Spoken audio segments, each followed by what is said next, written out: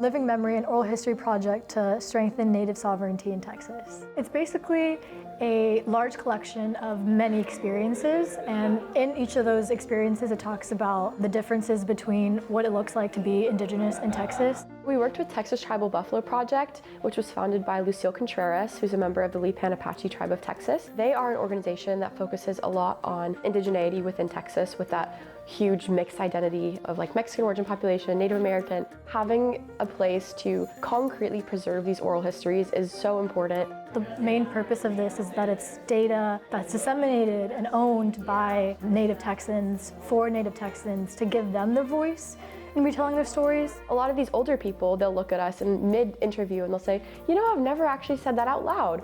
Or they'll say, I'm so glad I can tell you this. Like, I've never just sat down and told my life story to someone.